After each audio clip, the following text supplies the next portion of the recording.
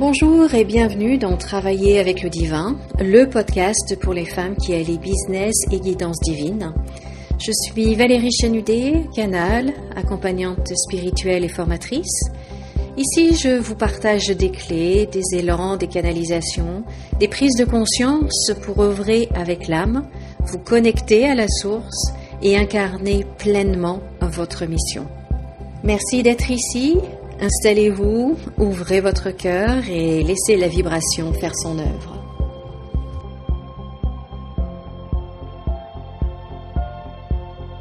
Je suis très heureuse de vous retrouver aujourd'hui dans le premier épisode d'une nouvelle mini-série du podcast Manifestation et monde parallèle. Alors dans cette mini-série, nous allons parler de manifestation, mais peut-être pas de la manière dont vous en avez l'habitude. Nous allons parler de fréquences, d'état intérieur, mais aussi d'une autre idée fascinante, celle des mondes parallèles, des différentes lignes de vie possibles. Parce que la vie n'est peut-être pas aussi figée que nous le pensons, et aujourd'hui, pour commencer cette série, j'avais envie de partager avec vous une idée essentielle, une idée qui peut vraiment changer votre manière de voir la manifestation. Cette idée, c'est la suivante. Le bien-être n'est pas l'objectif. Non, le bien-être n'est pas l'objectif. C'est le point de départ. Beaucoup de gens pensent que le bonheur arrive après que la vie se soit améliorée. Je serai heureuse quand ? Voyez, je serai heureuse quand j'aurai plus d'argent. Je serai heureuse quand j'aurai rencontré l'homme de ma vie. Je serai heureuse ou je serai plus détendue quand mes problèmes seront réglés. Je me sentirai mieux quand la situation aura changé. Mais, voyez tout ça ? Mais en réalité, et dans la réalité énergétique, ça fonctionne pas du tout comme ça. Ça fonctionne même dans le sens inverse. La vie ne répond pas à ce que vous voulez. Non. Elle répond surtout à l'état dans lequel vous êtes.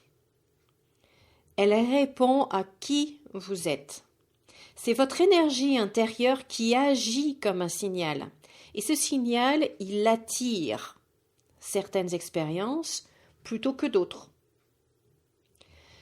Donc, si vous êtes dans une énergie d'enthousiasme, de curiosité, d'ouverture, vous allez naturellement attirer des situations qui vont correspondre à cette énergie. Et à l'inverse, si vous êtes dans une énergie de fatigue, de découragement, de résignation, eh bien la réalité que vous allez rencontrer, eh bien elle aura la même tonalité. Et c'est pour ça que deux personnes peuvent vouloir exactement la même chose et pourtant vivre des expériences très différentes. Imaginez deux personnes qui souhaitent développer un projet. La première, elle est animée par une véritable curiosité. Elle se dit « Je ne sais pas exactement comment ça va se passer, mais j'ai envie d'essayer.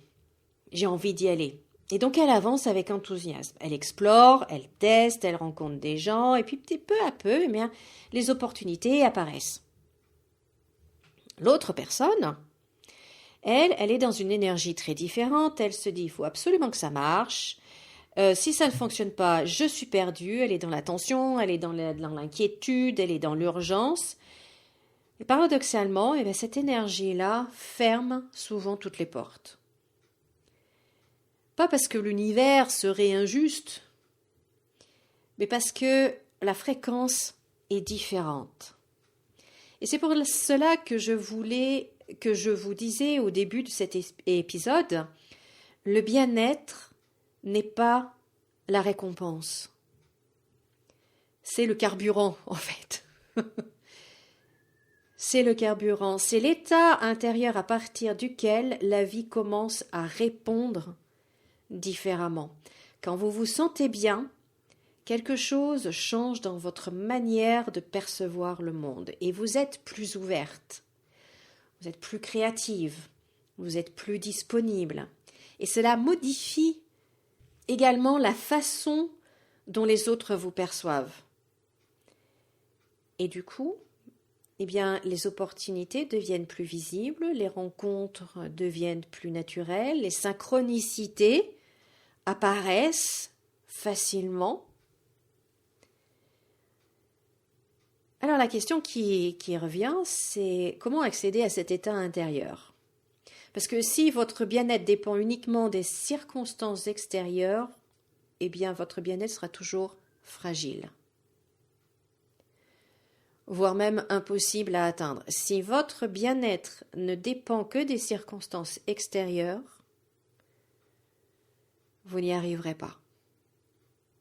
C'est clair. Il suffit de regarder dans quel état est le monde en ce moment. Si votre bien-être, votre bonheur dépend des nouvelles qu'on vous annonce aux informations, vous comprenez bien qu'on est mal barré. D'accord? Non. Aujourd'hui, tout va bien. Là, à cet instant précis, tout va bien. Alors bien sûr, vous pouvez vous dire, oui, mais demain, quelque chose peut arriver. Et là, pouf, à l'intérieur, tout s'effondre. Mais bon, pour cultiver ce bien-être intérieur, cet état intérieur, il est vraiment essentiel d'apprendre à cultiver un bien-être qui ne dépend pas des circonstances extérieures. Le bien-être ne vient que de l'intérieur. Et il existe une manière, je dirais, très simple de commencer à développer ce bien-être-là, à développer ça. C'est de prendre quelques minutes chaque jour pour revenir au silence. Je sais que j'en parle souvent, les guides nous en parlent souvent, pour une bonne raison, c'est que ça marche. Donc se poser, s'asseoir, respirer, se détendre, laisser son corps relâcher les tensions. Et puis peut-être qu'au début, il ne se passe pas grand-chose, mais peu à peu, un sentiment de calme apparaît. Et même une sensation d'être bien. Et cette sensation d'être bien, c'est sans raison particulière, parce que rien n'a changé autour de nous.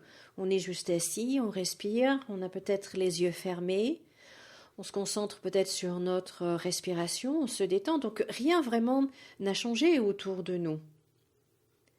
Et pourtant, c'est à partir de cet état intérieur-là que quelque chose devient possible. Parce que lorsque vous êtes bien avec vous-même, vous commencez à émettre une énergie différente. Et cette énergie devient un nouveau point de départ. C'est pour ça qu'au tout début, vraiment, je le répète, je vous disais, le bien-être n'est pas l'objectif, le bien-être, c'est le point de départ.